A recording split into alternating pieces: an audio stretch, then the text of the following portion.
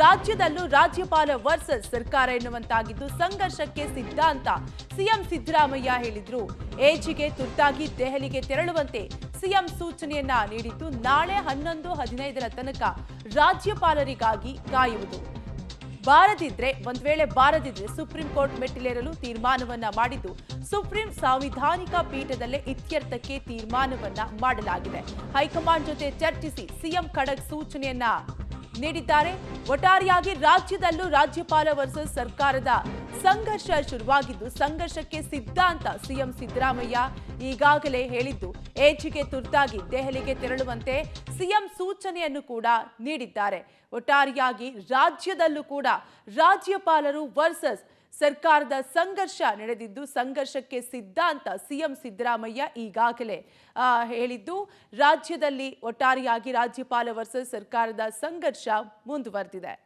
ರಾಜ್ಯಪಾಲರ ಪಟ್ಟಿಗೆ ರಾಜ್ಯ ಸರ್ಕಾರ ಅಂತೂ ಇಂತೂ ಮಣಿದಿದ್ದು ರಾಜ್ಯದಲ್ಲಿ ರಾಜ್ಯಪಾಲ ವರ್ಸಸ್ ಸರ್ಕಾರದ ಸಂಘರ್ಷ ಅನ್ನುವಂತಿದ್ದು ಈಗಾಗಲೇ ಸಭೆಯನ್ನು ಕೂಡ ನಡೆಸಿದ್ದಾರೆ. ಇದೇ ವಿಚಾರಕ್ಕೆ ಸಂಬಂಧಪಟ್ಟಂತೆ ಸಂಘರ್ಷಕ್ಕೆ ಸಿದ್ಧ ಅಂತ ಒಂದ್ ಕಡೆ ಸಿಎಂ ಸಿದ್ದರಾಮಯ್ಯ ಹೇಳಿದ್ದಾರೆ. ಇದೇ ವಿಚಾರಕ್ಕೆ ಸಂಬಂಧಪಟ್ಟಂತೆ ಸಿಎಂ ಜೊತೆಗೆ ಸಭೆಯನ್ನು ಕೂಡ ಮಾಡಿದ್ದಾರೆ.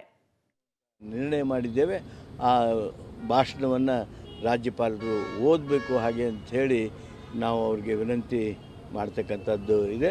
ಮಾನ್ಯ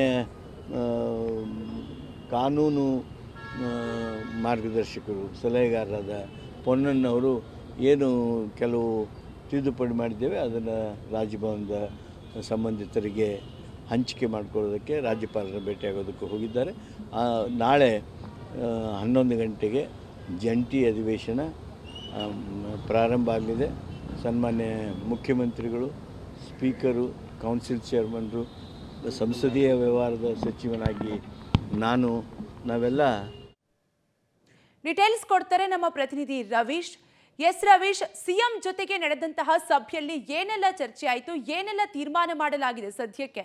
ಕಾವ್ಯ, ಪ್ರಮುಖವಾಗಿರ್ತಕ್ಕಂಥದ್ದು ಯಾವುದೇ ಕಾರಣಕ್ಕೂ ಕೂಡ ರಾಜ್ಯಪಾಲರು ಆಕ್ಷೇಪ ಇರ್ತಿರ್ತಕ್ಕಂಥ 11 ಪ್ಯಾರವನ್ನ ತೆಗೆದಕ್ಕೆ ಸಾಧ್ಯ ಇಲ್ಲ ಅನ್ನೋ ಸಂದೇಶವನ್ನ ಈಗಾಗಲೇ ಪೊನ್ನಣ್ಣ ಅವರ ಮೂಲಕ ರವಾನೆ ಮಾಡಿದ್ದಾರೆ.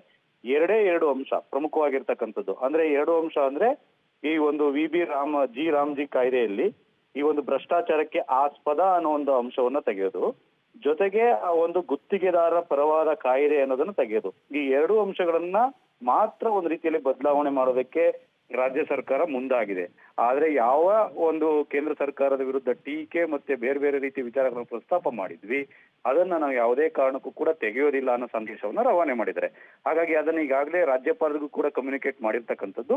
ಒಂದು ವೇಳೆ ಏನಾದ್ರೂ ನಾಳೆ 11-15 ಒಳಗಾಗಿ ರಾಜ್ಯಪಾಲರು ಈ ಒಂದು ಅಧಿವೇಶನಕ್ಕೆ ಹಾಜರಾಗದಿದ್ರೆ ಸುಪ್ರೀಂ ಕೋರ್ಟ್ ಕದ ತಟ್ಟಕೋದು ಕೂಡ ಈಗಾಗಲೇ ಪ್ಲಾನ್ ಮಾಡ್ಕೊಂಡಿದ್ದಾರೆ. ಈಗಾಗಲೇ ಸಿಎಂ ಮುಖ್ಯಮಂತ್ರಿ ಸಿದ್ದರಾಮಯ್ಯ ಅವರ ನೇತೃತ್ವದಲ್ಲಿ ನಡೆದಂತಹ ಸಭೆಯಲ್ಲೂ ಕೂಡ ಸುಪ್ರೀಂ ಕೋರ್ಟ್ನ ಸಾಂವಿಧಾನಿಕ ಪೀಠವನ್ನ ಒಂದು ರೀತಿಯಲ್ಲಿ ಕದ ತಟ್ಟಬೇಕು, ಅಲ್ಲಿ ಕಾನೂನು ಹೋರಾಟವನ್ನು ಮಾಡಬೇಕು ಅನ್ನೋ ತೀರ್ಮಾನ ಆಗಿದೆ. ಹಾಗಾಗಿ ರಾಜ್ಯಪಾಲರ ನಡೆ ಸಾಕಷ್ಟು ಕುತೂಹಲ ಮೂಡಿಸಿದೆ. ಇದುವರೆಗೂ ಕೂಡ ರಾಜ್ಯ ಸರ್ಕಾರದ ಒಂದು ವಿಚಾರಗಳಿಗೆ ರಾಜ್ಯಪಾಲರು ಯಾವುದೇ ರೀತಿ ಸಕಾರಾತ್ಮಕವಾಗಿ ಸ್ಪಂದಿಸಿಲ್ಲ ಅಂತ ಕೇಳಿ ಬರ್ತಾ ಇದೆ.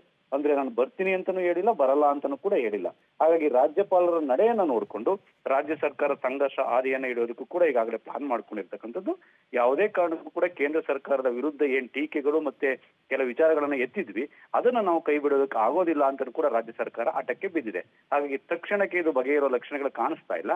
ಹಾಗಾಗಿ ರಾಜ್ಯಪಾಲರು ಏನ್ ಮಾಡ್ತಾರೆ, ಬಂದು ಏನಾದ್ರೂ ಆ ಒಂದು ಭಾಷಣವನ್ನ ಮೊಟಕುಗೊಳಿಸಿ ಕೆಲ ವಿಚಾರವನ್ನು ಮಾತ್ರ ಪ್ರಸ್ತಾಪ ಮಾಡಿ ಹೋಗ್ತಾರೋ ಅಥವಾ ಅಧಿವೇಶನಕ್ಕೆ ಬರೋದೇ ಇಲ್ವೋ ಅನ್ನೋದು ಕೂಡ ಕಾದ್ ನೋಡ್ಬೇಕು. ಕಾವ್ಯ, ಥ್ಯಾಂಕ್ ಯು ರವೀಶ್ ಡೀಟೇಲ್ಸ್ಗಾಗಿ.